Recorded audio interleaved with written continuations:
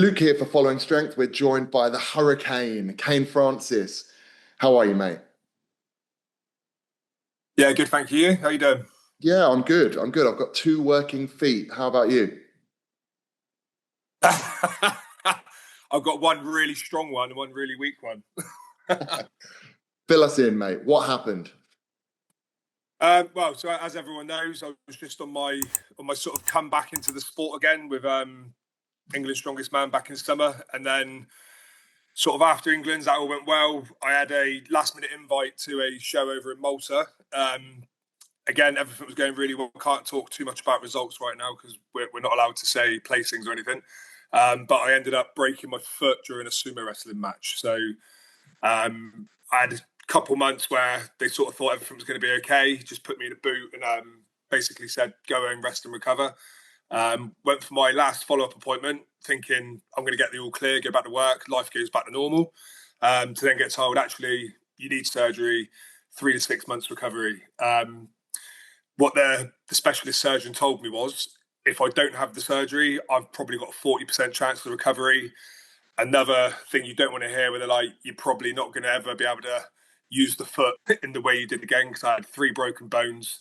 One of my metatarsals had popped upwards, so I've had my foot pinned and plated with three pins. But they said if I went through the surgery, it's a 90 to 100% chance of a full recovery. So it was a no-brainer. But it's just not good. I've had to now have another 3 to 6 months out, missing out on Brits again. And obviously, my chances to get back to World's Strongest Man with Brits being out the window is over as well. So it's the long road back to recovery for 2027. Yes, mate. And I think you're Yeah, probably pretty well rehearsed in rehabbing big injuries at this point. I'm getting used to it. Unfortunately, it's not that's not a flex by any means. But no, so I've got a really good team of people. I've got a great coach, a great physio. So anytime things like these happen, I'm covered. I have full confidence in Tom Hibbert and Dr. Peter, who are my main guys, my coach, and my physio. So they always handle me well, and they know how to get me through these periods of injury, I suppose. The comp in Malta, Battle of the Beasts, definitely don't want to breach any NDAs. How do you feel about it now looking back? Zero regrets. This shows when you see it. It's going to be a new spin on strongman. It's a strongman competition and it's a full blown entertainment as well. You're going to get a real good look in to, like with a strongman competition. You see the athletes, you get to know them a little bit. But this one, I think you're going to get to know them on a bit more of a personality level, more so because of the things that we're doing. It's not just lifting weights. You've got sumo wrestling. There's a belly flop challenge. There's an eating challenge. It's fun to watch in a different way. So and yeah, all the guys had a good time as well. So it's going to be a great show to watch, and I think it's just going to push strongman in a little bit of a different direction to something new to make it a bit more exciting again, and hopefully we get to do more of them. But in terms of going there and getting injured, no regrets. Like it was a great experience. Hopefully there'll be more to come from it. Who knows? So we'll have to just see how it airs. That's awesome to hear that you've got no regrets because the only way can be forwards with your rehab. Um, you rehabbed a huge injury already and you came back with such a flourish at England's. Talk us through Yeah, that comp. How did it feel to return to action with the heavyweights after that rehab? yeah. So England's, I had one. It was a big ask for me, but I've been doing strongman just about 4 years now. I've done four Englands, and I've never not been on the podium. If you look across the last 4 years, I'm the only guy who's been on the podium 4 years straight. There's a couple of guys who've done it two, three times. So for me, it was I didn't want to lose my podium streak. Winning it didn't matter. I was coming. Obviously, I'm coming back. I want to win, but my goal was one to make it to the show. Secondly, to get through the show without getting hurt. And really, we were just setting a goal of top six because you look at that lineup, and out of 12 athletes, I honestly believe six or seven could podium, including some of the new guys. So I think in terms of talent, that was one of the best Englands we've ever seen. The events were good for everyone. I think maybe each athlete maybe had one bad event, so it was a really good mix for points, in my opinion. But then obviously to come out, I took a podium again, came third. I was 3.5 points off Paddy, who won it. I was 1.5 behind Flynn. Both these guys just been to World's Strongest Man this year. So I trained 8 weeks for that show. Me and Tom were talking about it when the events came out, and I said, look, I don't think I'm ready, but I really want to train for it. So that's what we did. And then Tom said, look, we'll wait until we're 6 weeks out. We'll see how you're feeling then. And if you're feeling up for it, we'll do it. We got to 6 weeks. My body felt good. The first 3 or 4 weeks, I was training, but I wasn't really getting stronger. Like I was failing a 150, 140 log. We had 150 for reps, fourth event in. So I'm thinking, obviously, the event that ruptured my adductor, but I'm thinking I can't zero this event. And then 3 weeks out, everything started getting better. I was back up to a 370 deadlift. I hit 150 in training for 5. So I went from failing 140, 150 to hitting it for 5 in 3 weeks.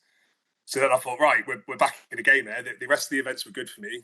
Deadlift ladder, probably one of my preferred deadlifts because it's more about speed than it is about just repping. Yoke, I've won a yoke every time I've done it at England. That's one of my best events. And then pretty much shield carry was my only bad event. So yeah, we managed to sort of build momentum every 3 weeks, and then on the day everything just sort of clicked, and I managed to top 3 again. Yeah, I was in the crowd actually for that amazing ovation for you before the final event, and then seeing you climb back. That actually for the first time in my career, that actually made me cry afterwards. Like when the podium was done, and it all, like I think my missus came over to me, and she just I think she just come up to me and was like, "Oh, you did it." And first time I'll never get emotional at shows, and I did shed a tear, mate. It almost meant more to me hitting a podium after the last 7 months as it did as winning it. Obviously, winning it's great, but it was like the journey to getting back to that podium and knowing that, right, I'm still top 3 in England. That was like massive for me, and that standing ovation at the end, Neil Pickup. That was a real special moment that I remember forever, and that lit a quick fire under my ass for that last event as well, because I was going up against Ben in the sandbag, wasn't I? And I know I'm confident I can pick a bag up faster than him, but he can move. He's quick on his feet. So I thought Ben is going to be a really good pace setter for me. And I think I was just neck and neck with him until we went over the middle on the second bag, and then he got me on the last stretch. Yeah, it was mixed emotions for me. Ben, you know, public knowledge, Ben's like family to me. And that was such an exciting competition, and gutting for me to see him in 4th. But incredible to see you come back like that. Like, I don't think many people thought that was possible, what you did that day. I think I think Ben's going to have a good showing at Brits, and I think we're going to see him at World's Strongest Man in 2026. I reckon he's going to get the invite. I think he's just so consistently performing well at the moment. Like he's there or thereabouts on every event. I think we could see him there next year. I think that'd be really cool for Ben as well, because he deserves it. He works hard. I like Ben. Oh, I hope so, man. And yeah, I really hope so. If he qualifies, I'll be there to boo him from the crowd, you know. How do you feel about the state of UK strongman? Because we've got some insane growth. Athletes like yourself, Shane, Paddy, Flint, Ben, like obviously still Bish, Graham Hicks, Luke Richardson, just going forever. How do you feel about it at the moment? Yeah, do you know what? UK strongman is a pain in the ass because there's so many good guys. Like I've got obviously I compete in the Champions League a bit, and I've had people over there say to me before, it's easier for you because you're English. You got like easier chance of getting to these shows because of the qualifiers. And I'm like, absolutely not. I said, you look at most places in Europe, each country's got like 1, 2, maybe 3 really good guys that have got that chance. Whereas the UK, you've got 15 guys and there's only limited spots. So you've got to be the best of that bunch to even get a look in. So, and that's why it's good that we've got all the pathways that we have now with the qualifiers, with the official strongman and that sort of thing. But no disrespect to anyone else, but particularly the English side of the UK, there's so many guys. Like literally everyone you just named basically was English. Yeah. Obviously, like with Wales, you've got like Bilton. You've got Scottish guys now. You've got Irish guys, but there's so many English guys that are fighting for like a couple of spots at Brits now as well. It's hard work. When you come back, where do you see yourself? Do you know what? It's hard to predict. Like, and I'm never someone who likes to blow smoke up my own ass. I tend to play things down, and I think I overperform in competition. So for me, it's hard to sort of understand where I might be. But looking at looking at it right now, I'm going to be at the bottom when I come back. It's going to be how fast can I get strong again? Like I'm going to be at England's again next year. Yeah, obviously I hit a podium, so I've already got an invite to that. So really, I've just got to make sure that I go back in July because I will be ready for England's. I've got to perform there, prove that I still belong to be at Brits because that's what it's about now. It's about earning that spot because it can't be gifted to anyone because there's too many guys that deserve it or are good enough to be there. Too right, man. Today's a big day. It's the 17th of December, the release of your documentary. Tell us about it. Where can we watch it? What's it about? Yeah, so part two of the documentary now. So this is it's called From the Ashes. It's now live on YouTube from 10 o'clock this morning. I've got a link in my story on my Instagram, so you can watch it on there. I'll add it to Facebook again in a little while. But basically, it's more looking into the lead into England's now that we're recovered from the injury. It's got some footage from the competition as much as we can sort of show. And then there's sort of a little bit of a recap afterwards of how I was feeling, what we're going to do moving forward and stuff.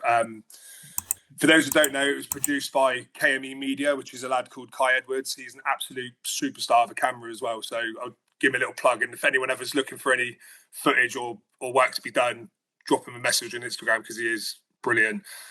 Also, Team Industry as well, my main sponsor, they helped produce it as well. So shout out to both them guys. But yeah, it's just sort of a more insight to me leading into the competition, a bit of behind the scenes and stuff, and some competition footage. So obviously, most people know what happened. I won't give anything away for those that haven't seen the results, so they can just watch it on there as well. But that'll be on YouTube. The links on my Instagram and on Facebook and TikTok. It's incredible that you're doing stuff like that. Not many strong men and strong women are being so proactive with social media in the way that you are. I think it'll be really well received. Yeah, I hope so. A lot of work's gone into it. So really hope everyone likes it. Too right. Yeah, I think it's important nowadays with athletes as well. You need to sort of. It's nice for people to be on that journey with you when they're following you because it's all right just seeing a bit of training footage on Instagram and like clips of competition and stuff. But it's nice to get like a deeper look into the athletes and stuff. So I think it's really cool. Too right, man. You mentioned Brits earlier, and sadly you won't be there, which feels cruel to say to your face. What are your predictions? How do you feel about the lineup? Who do you think is going to do really well? Well, I will be there. I just won't be competing, but I will be showing my face in that as well, so I can come see some people. And I hate missing out on the shows. It's going to be a hard for a top three. I think obviously Tom Stockman's back this year. He is going to be a favourite. Like, why wouldn't he be? He's the three-time world's strongest man. He's won it 3 or 4 times. Who would my top three be if I was putting money on it? With these events, I'm finding it hard to see past Luke Richardson, Tom Tolman. I think I might put Luke on there. Luke or maybe Paddy.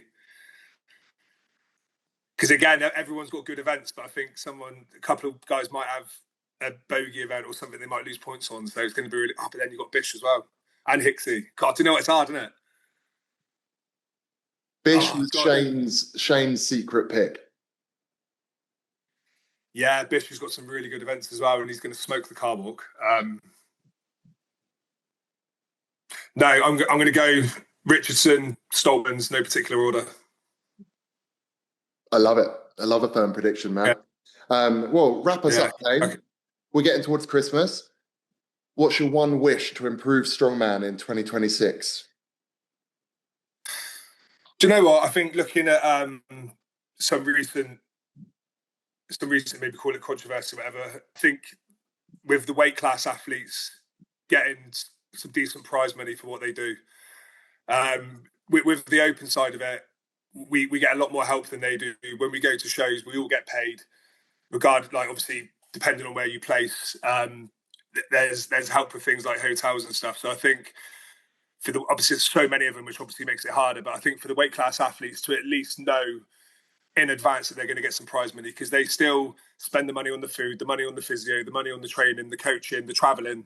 It's the same for them. So I think it'd be really cool if they could get some rewards for what efforts they put in as well, and have some decent prize money. Even if the podium got paid, gives everyone that incentive to try that a bit harder. I think that would be fair for everyone across the opens, everything. I think everyone who competes should have a chance of winning something as a bit of a reward. I love that. And I think that is definitely going to come soon. One final thing I wanted to spring on you.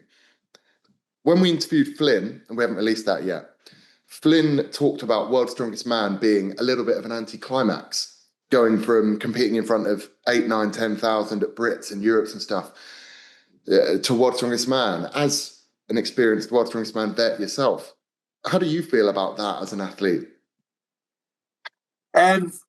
Yeah, I don't know what to say on that really. Obviously, with like the big shows that everyone knows, like Giants Lives, they're all in arenas.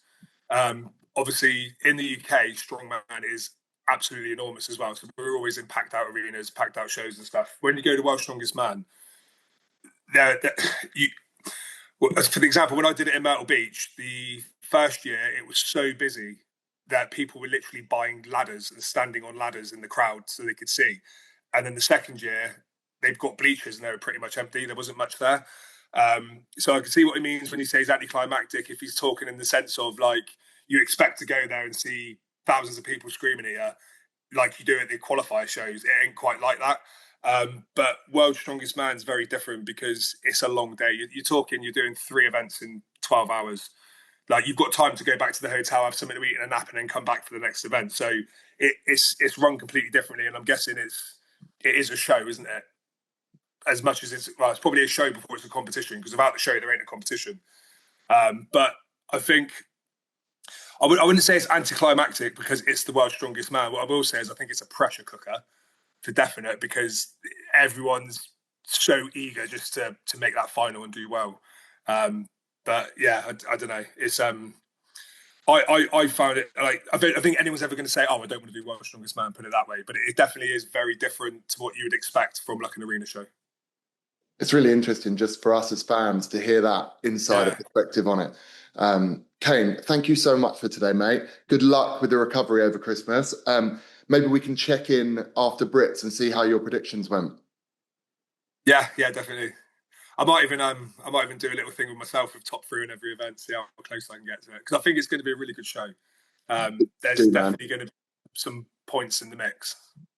I think we'd all love to see that. Yeah, for sure. Kane, thank you so much, mate. Cheers, buddy.